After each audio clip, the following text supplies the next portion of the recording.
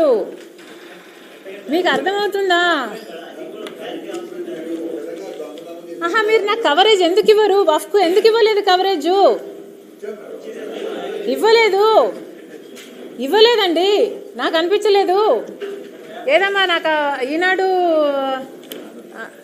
Paper ఎక్కడుంది? ఈనాడు paper ఉందా? పోనీ ఈనాడన్నా కవర్ చేసిందా చూద్దాం, ఒక్క నిమిషం.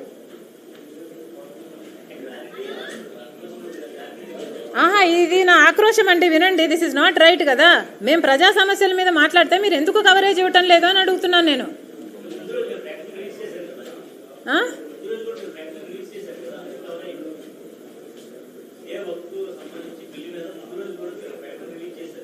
అంతేనా?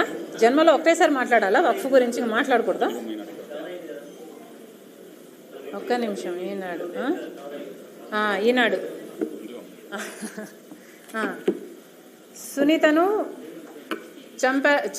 చంపరని గ్యారంటీ ఏంటి? ఈనాడు నిన్న దేని మీద ప్రెస్ మీట్ జరిగిందండి?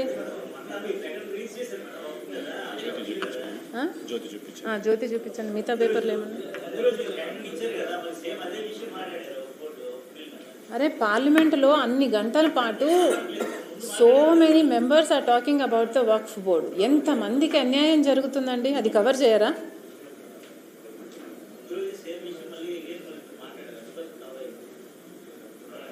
అవినాష్ని అధికారులని అవినాష్ బెదిరించాడు.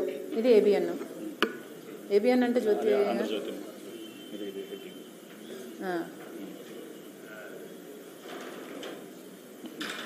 మళ్ళీ పక్కన ఇది ఆంధ్రజ్యోతి.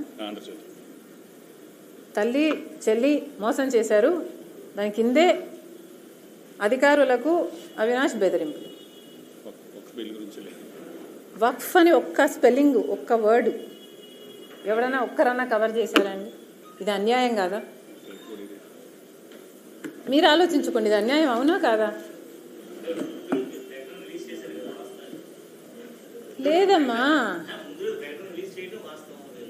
ఏమో నాకు తెలియదు. I don't know what you're talking about, but నాకైతే ఈరోజు కనిపించలేదు.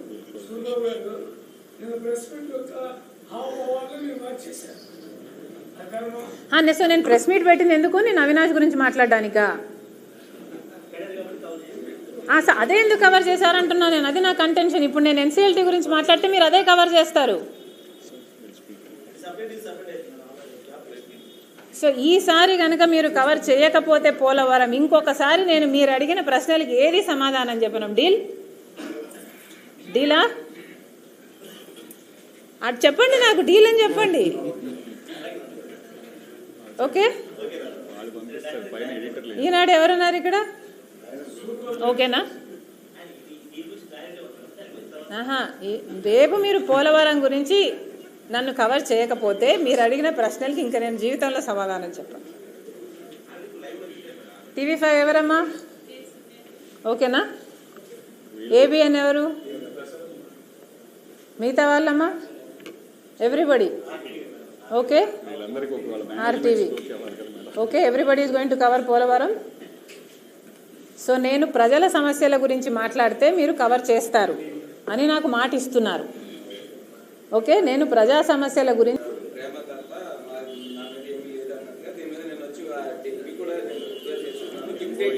జగన్మోహన్ రెడ్డి గారు స్వయంగా MOUలో సంతకం పెట్టారు. తన చెల్లెలికి, అంటే నా బిడ్డలకి ఈ ఆస్తులు